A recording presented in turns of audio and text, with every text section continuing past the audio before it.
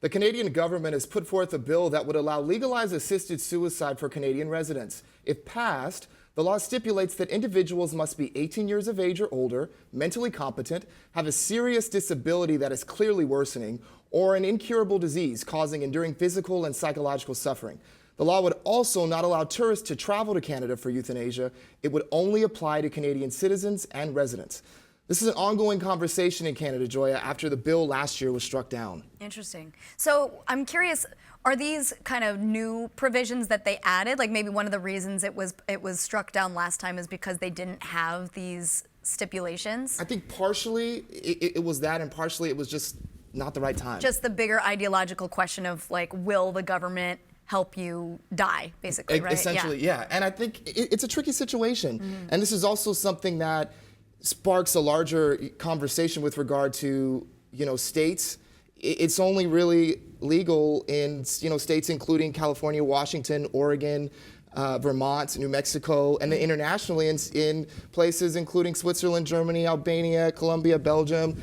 So it really is, it's a hot button issue. Yeah, so slowly but surely we might see, like, even in the next decade, more and more people, I think, but specifically with some of these stipulations, because of course you already have the sanctity of life argument that people have argued way back in like Terry Schiavo days, but I also think having those stipulations, you don't want to allow people that are maybe just going through some mental or emotional distress have the opportunity to kill themselves, right? I think it is probably a good idea to at least have the provisions that you have to have some sort of disease that is worsening and incurable. And you do need to go to a doctor, and there is a 15-day wait period associated with the whole process.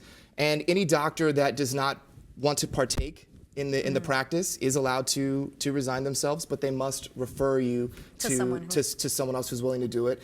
This conversation, especially within the state of California, really was sparked after the whole incident with Brittany Maynard a couple years ago. Right. The 29-year-old who moved from San Francisco to Oregon because she got diagnosed with, really severe brain cancer. And there was a lot of conversation about that and just the trouble that she had to go through to move to Oregon because of all the residency things that needed to come into play so that she could partake in the practice out in Oregon. Yeah, I could totally understand how it becomes so tricky, especially when you're talking about, physicians that the whole point is they're supposed to help you live. So it's, as a doctor, you might have that internal conflict of, oh man, am I actually doing better service to my patient by allowing them to die, or should I be doing more to allow them to live? I mean, it's a very tricky issue. I think that I'm very interested to see. So this bill has not passed necessarily yet, but they're still discussing it. They're discussing it. That they put this forward. I think it really is a question of a dignified decision, and it's exploring that and giving people that get these horrible prognoses, giving them the opportunity to make a dignified decision about their life. Right.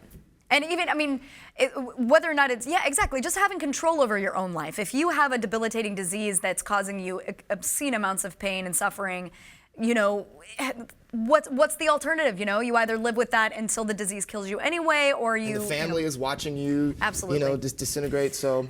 Oh yeah, absolutely. Like you said, hot button issue for sure. Well, what do you think? Let us know by sharing in our social media below.